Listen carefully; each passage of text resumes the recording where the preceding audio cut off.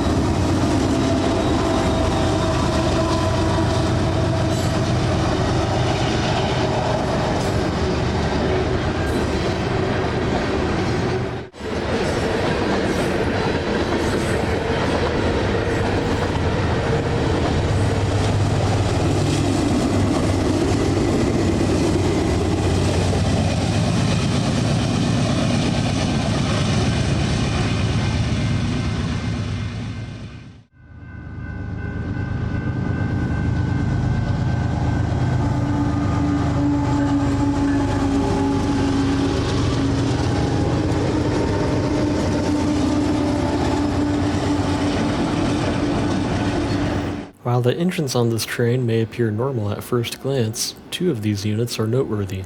BNSF 5320 uses the train horn and long hood of BNSF 1121. The locomotive behind it, number 607, is a former Santa Fe unit that was rebuilt and repainted.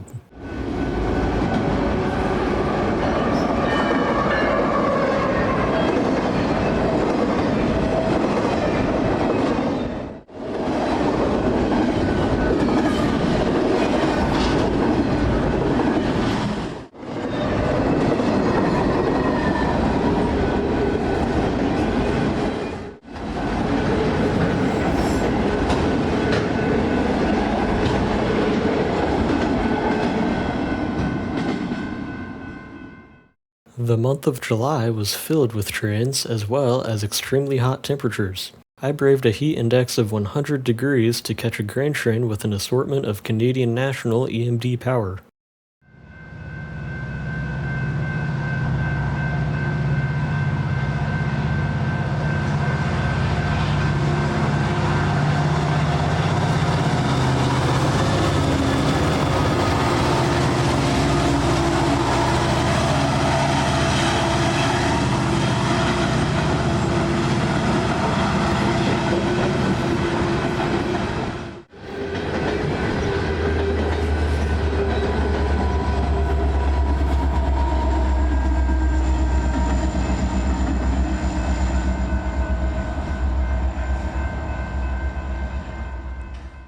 While I was at Kansas City Union Station awaiting the arrival of Milwaukee Road 156, I caught an interesting pair of engines returning to CPKC's Kanoki Yard.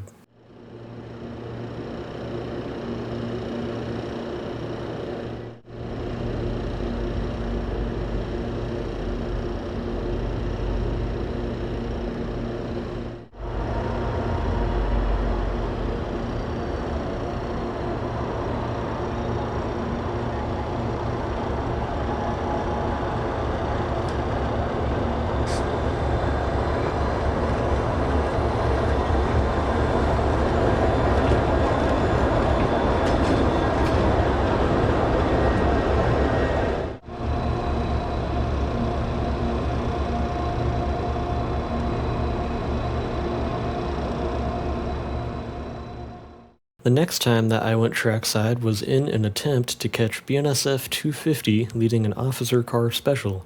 Although it ended up being delayed so much that I missed it, I did not leave empty-handed. The first interesting train was a manifest with a CN unit and a horn-happy engineer.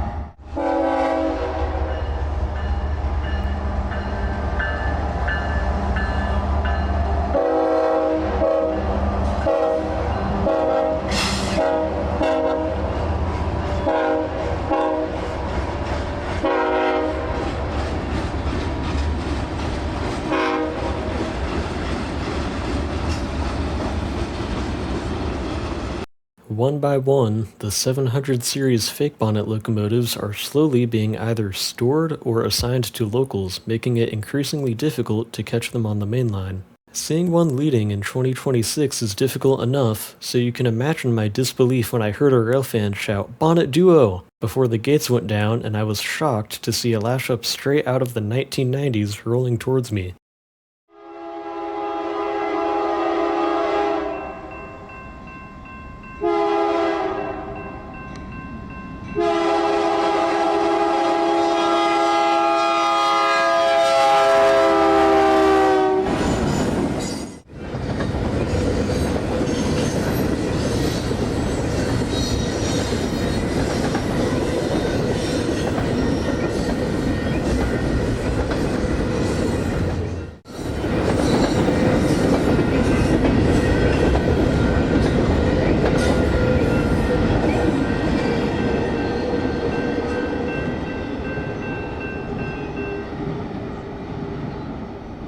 Following this train, a KCSM unit showed up.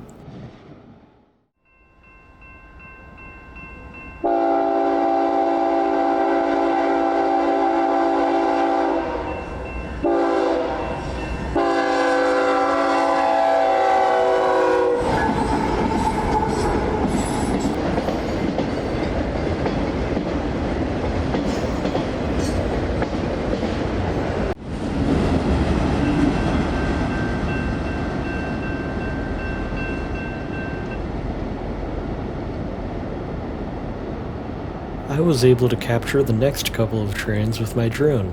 The first one was an intermodal led by an engine with a K5H horn.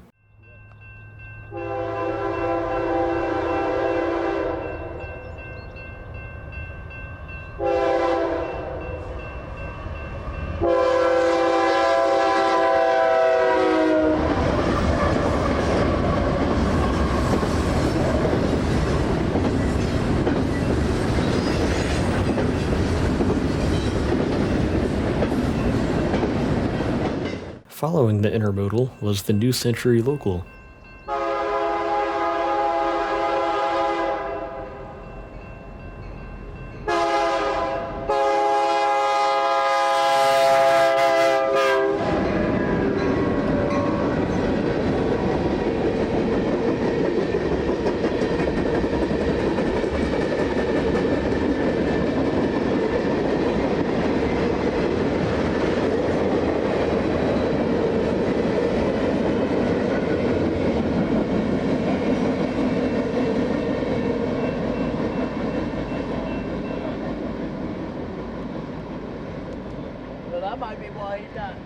Continuing the trend of interesting eastbounds, the next train had an H1 and a CP AC-44 trailing.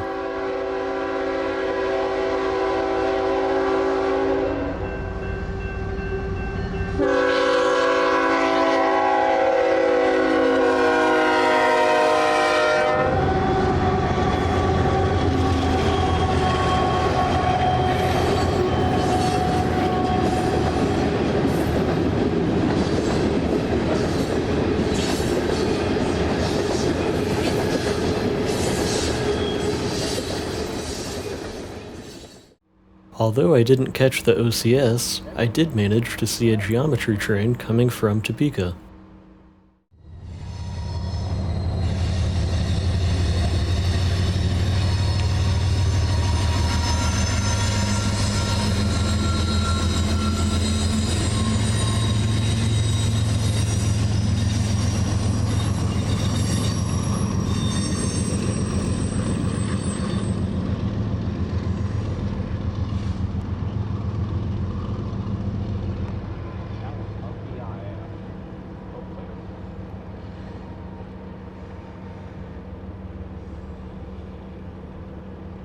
On the drive home from a trip to Minnesota and Ontario, I just so happened to be passing by Avondale Yard while NS 1080 was in town. This was the only NS Heritage unit that I had not seen, so I have now caught all 22 Heritage units.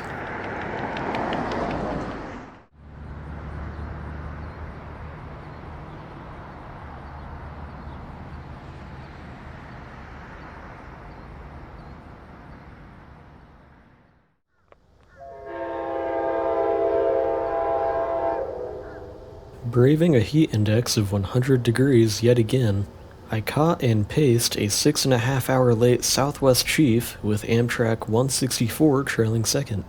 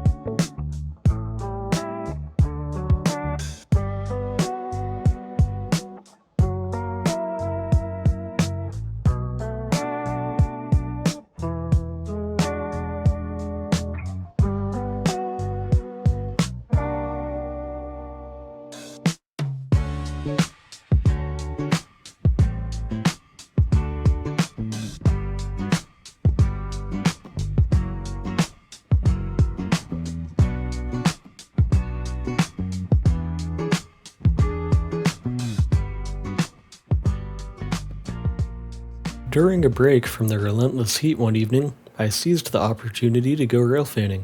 This turned out to be a great idea as a manifest with a nice lash-up came by just after I arrived.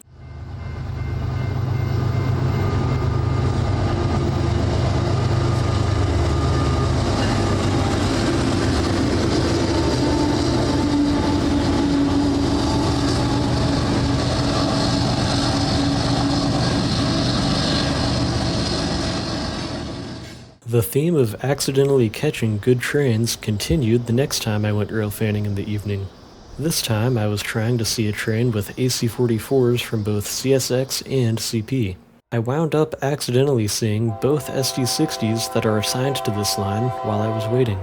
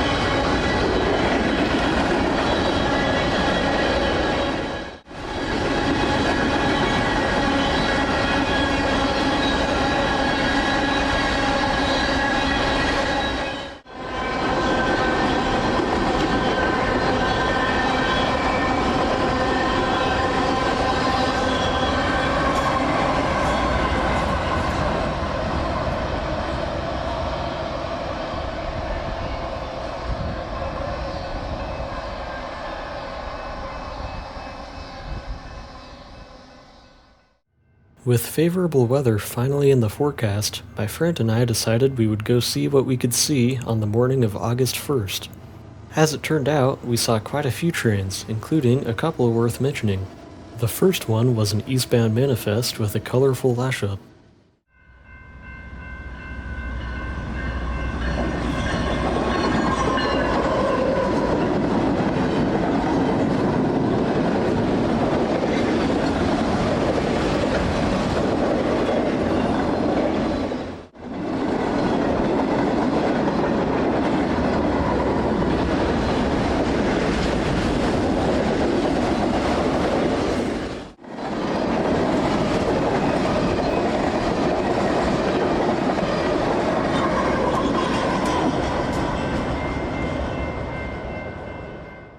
The next train was maintenance of way equipment being hauled by a singular Gevo.